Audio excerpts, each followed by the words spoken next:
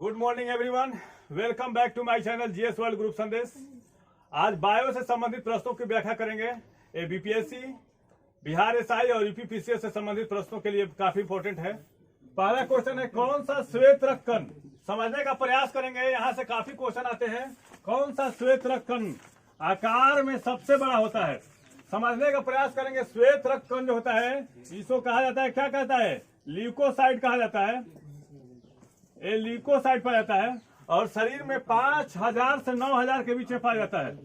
5000 से 9000 के बीच में पाया जाता है। 9000 के बीच पाया जाता है। आरबीसी जो होता है, आरबीसी जो होता है अंडाकार होता है। आरबीसी अंडाकार होता है। आरबीसी अंडाकार होता है, जबकि डब्ल्यूबीसी जो होता है वो अमीबा के समान होता है। डब्ल्यूबीसी जो होता है अमीबा के समान होता है और डब्ल्यूबीसी जो होता है अमीबा के समान होता है। समझने का प्रयास करेंगे, यहाँ से काफी इंपॉर्टेंट क्वेश्चन आते हैं। तो इसमें कह रहे हैं कौन सा श्वेत रक्त कण जो होता है सबसे बड़ा होता है, तो इसका आंसर होगा मोनोसाइट। पहले समझेंगे कि जो डब्ल्यूबीसी होता है वो उसके संरचना क्या है, उसके बारे में काफी डिटेल में पढ़ेंगे। तो यहाँ पे देखिए डब्ल्यूबीसी हुआ, ये जो होता है इसमें कुछ कणिका युक्त भी पाए जाते हैं और कणिका विहीन भी पाए जाते हैं। ये पहले देखिए, इसमें कणिका युक्त कौन कौन होते हैं? कणिका युक्त होते हैं इसमें होता है बेसोफिल्स होता है। पहला बेसोफिल्स होता है, इयोनो पहला हुआ, दूसरा हुआ इयोनोसोफिल्स होता है, इयोनोसोफिल्स होता है और तीसरा होता है न्यूट्रोफिल्स होता है। तीसरा होता है न्यूट्रोफिल्स होता है। और कणिका विहीन कौन होते हैं? इसमें कणिका विहीन कौन कौन होता है? इसमें होता है मोनासाइट होता है पहला, और दूसरा क्या होता है? दूसरा होता है लिम्फोसाइट होता है। दूसरा होता है लिम्फोसाइट होता है। ये निकलता है लसिका कोशिकाओं से निकलता है।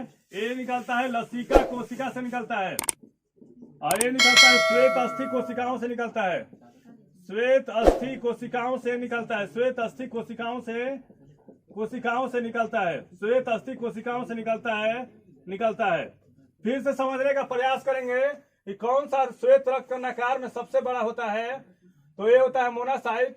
श्वेत रक्त कण को ल्यूकोसाइट के भी नाम से जाना जाता है और इसमें 5000 से 9000 के बीच जो होता है शरीर में पाया जाता है।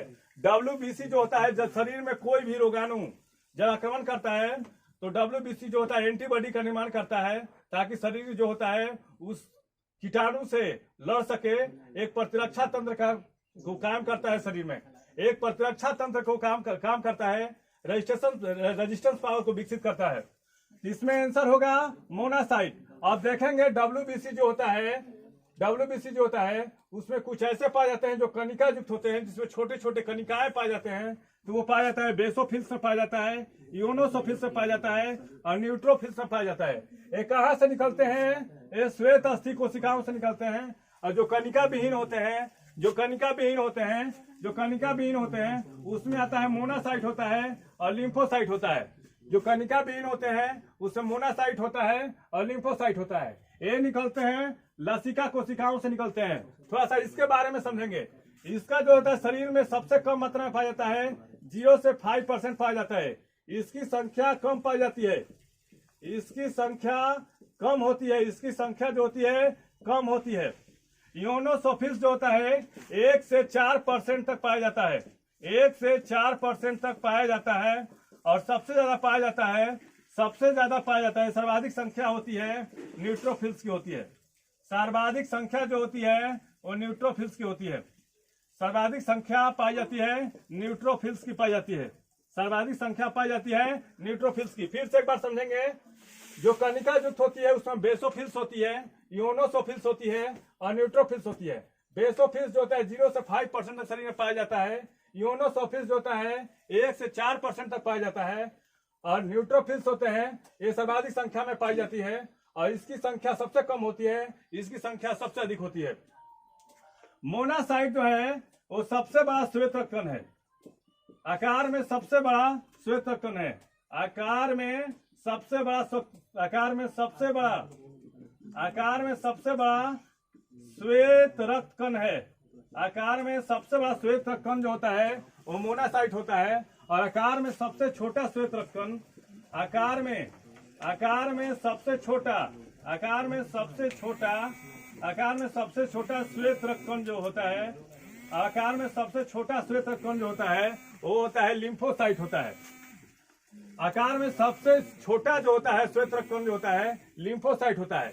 लिम्फोसाइट जो होता है मानव में प्रतिरक्षा के लिए, मानव में प्रतिरक्षण तंत्र के लिए जिम्मेवार होता है, मानव में प्रतिरक्षण तंत्र के लिए जिम्मेवार होता है। जिम्मेवार जो होता है इसमें लिम्फोसाइट जो होता है इसमें मानव प्रतिरक्षण तंत्र के लिए जिम्मेवार थाइमस ग्रंथि होती है। थाइमस ग्रंथि होती है, मानव में प्रतिरक्षण तंत्र के लिए जिम्मेवार थाइमस ग्रंथि होती है। थाइमस ग्रंथि पाई जाती है, थाइमस ग्रंथि पाई जाती है। इसी कारण इसमें दो कोशिका पाई जाती है। लिम्फोसाइट में दो कोशिका पाई जाती है, एक टी कोशिका पाई जाती है और एक बी कोशिका पाई जाती है। वृद्धावस्था में जो होती है, वृद्धावस्था में जब 60 से ऊपर की अवस्था हो जाती है उसमें थाइमस ग्रंथि जो होती है वो लुप्त हो जाती है। थाइमस ग्रंथि जो होती है वो लुप्त हो जाती है, मतलब मृतप्राय हो जाती है। जब एड्स पीड़ित कोई भी व्यक्ति होता है, उसके जो होता है लिम्फोसाइट की टी कोशिका को क्षतिग्रस्त कर देता है। टी कोशिका को क्षतिग्रस्त कर देता है।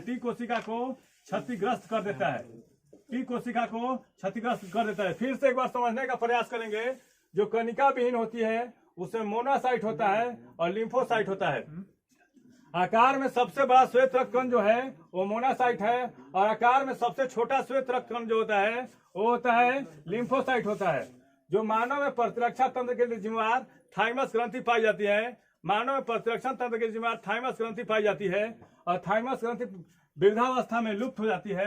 और लिम्फोसाइट में दो प्रकार की कोशिका पाई जाती है, एक टी कोशिका पाई जाती है और एक बी कोशिका पाई जाती है। जिस रोगी को एड्स हो जाता है उसकी टी कोशिका क्षतिग्रस्त हो जाती है। अगर हमारा चैनल अच्छा लगे तो इसको लाइक और सब्सक्राइब जरूर करें, ठीक है।